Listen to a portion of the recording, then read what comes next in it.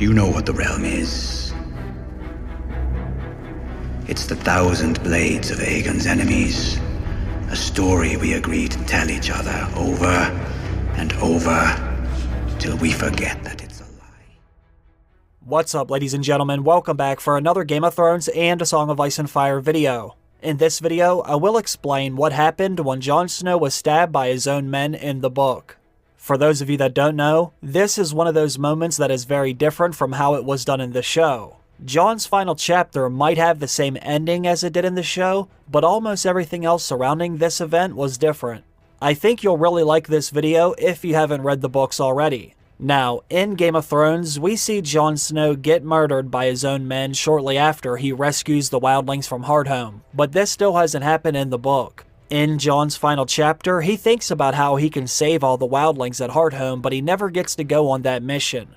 Before I can explain what happens in this chapter, I need to let you know what characters are still involved in Jon's storyline because a lot of them were already dead in the show before Jon was killed.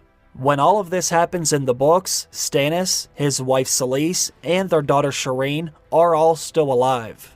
Stannis is on his way to fight Ramsay at Winterfell, while his wife and daughter wait for him back at Castle Black.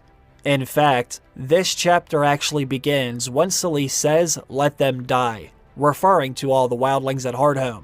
As always, Jon wants to save them, but as you can imagine, there isn't much love for the wildlings at Castle Black. Selyse tries to get Jon to understand he's making a mistake, but he says, "I must do as I think best. With respect, your grace, the wall is mine, and so is this decision." Selyse agrees. This is Jon's decision, but she says he will answer for this when Stannis comes back. Not only will he answer for this, but he will answer for some of the other choices he has made as well. Jon believes he's making the right choice, but he's upsetting almost everyone else around him. Jon Snow bent his knee, bowed his head, and left. Halfway down the steps, Jon hears a voice say his name. It's the Lady Melisandre who says, "We must speak." One of the very first things Melisandre says is, "Where is your direwolf?" I find this interesting because I think this is some of the foreshadowing for what will eventually happen at the end of the chapter.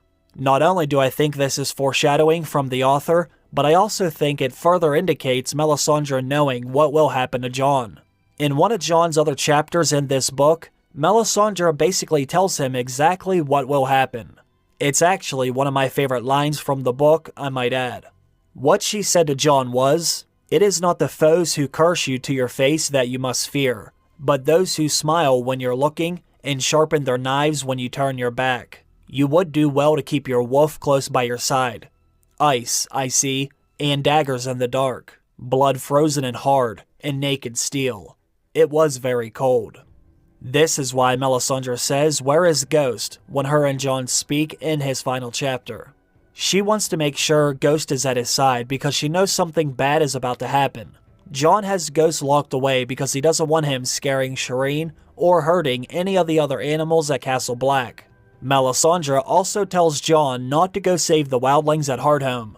She says, "Selyse has the right of this, Lord Snow. Let them die. You cannot save them. No one will make it out of this mission alive. I have seen that in my flames."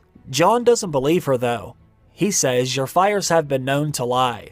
Jon even references what Melisandre said to him earlier in this book, when she told him to watch out for the daggers in the dark. "It seems to me that you make nothing but mistakes, my lady." Melisandre says, "All your questions shall be answered. Look to the skies, Lord Snow, and when you have your answers, send to me. Winter is almost upon us now, and I am your only hope." Jon thinks having hope in Melisandre is foolish. He leaves her standing there, not knowing just how right she is. He worries about how he will save all the wildlings at Hardhome. He wonders if his men, as well as Tormund's, will be enough. Now, he's not necessarily worried about getting there, as much as he's worried about getting everyone safely back to Castle Black. On their way back, they will be slowed down by thousands of free folk, many of them sick and starving. Jon thinks about the letter that spoke of dead things in the woods and dead things in the water. This is when Jon starts spreading the word. He wants all the leading men to meet him later this evening so they can discuss their best way to save everyone at Hardhome. Then we get some more foreshadowing, when Jon finds out Ghost is acting very different. Something has Jon's direwolf lashing out at some of the other members of the Night's Watch. Jon discovers this for himself when he sees that Ghost will not sit down. He won't even listen to Jon when he gives him the command to sit. Jon even notices Mormont's old raven is agitated as well. "Snow," the bird kept screaming. "Snow, snow, snow." It's almost as if these animals are trying to let Jon know something bad is about to happen. Afterwards, Jon once again tries to get some advice from his brothers in the Night's Watch. Jon is still figuring out how he can save all the wildlings that are stuck at Hardhome, but his brothers offer him no advice whatsoever. They feel the same way as Selyse and even Melisandre. They think Jon should let them die. The more wildlings that die, the fewer they'll have to feed at Castle Black. If the wildlings at Hardhome need saving, then let the wildlings that are already at Castle Black go save them. Jon realizes his brothers won't be of any help, so he ends the conversation again. Now, what Jon Snow has done immediately after this may be some foreshadowing as well. Jon has some of his men dig out the snow from the ice cells at the wall. The snow was falling heavily outside, and the wind from the south was blowing the snow right up against the wall, as well as the doors that led to the ice cells. The reason why this is so interesting is because this is where Jon's dead body will most likely be kept. Most fans believe as Jon is dying, he will leave his own body and enter his direwolves. While he's inside of Ghost, someone will set Jon's lifeless body inside one of these ice cells, keeping it on ice, until he's able to go back into his own body. I think it does make the most sense when you consider everything is set up in the chapter right before Jon is stabbed. Right after this is done is when Tormund Giantsbane arrives back at Castle Black. Jon finally has a chance to discuss the rescue mission with someone who will go with him. However, as soon as they sit down, everything changes. This is when Jon receives a letter. Bastard was the only word that was written on the scroll. No Lord Snow or Jon Snow or even Lord Commander. Simply Bastard. And the letter was sealed with a smear of hard wax. Jon cracked the seal, opened the letter, and read. It says, "Your false king is dead, bastard. He and all his hosts were smashed in 7 days of battle. I have his magic sword. Tell his red whore, your false king's friends are dead. Their heads upon the walls of Winterfell. Come see them, bastard. Your false king lied, and so did you. You told the world you burned the king beyond the wall. Instead, you sent him to Winterfell to steal my bride from me. I will have my bride back. If you want Mance Rayder back, come and get him. I have him in a cage for all the North to see. The cage is cold, but I have made him a warm cloak from the skins of the 6 whores who came with him to Winterfell. I want my bride back. I want the false king's queen. I want his daughter and his red witch. I want his wildling princess. I want his little prince and the wildling babe. And I want my reek. Send them to me, bastard, and I will not trouble you or your black crows. Keep them from me, and I will cut out your bastard's heart and eat it." It was signed, Ramsay Bolton, true-born Lord of Winterfell.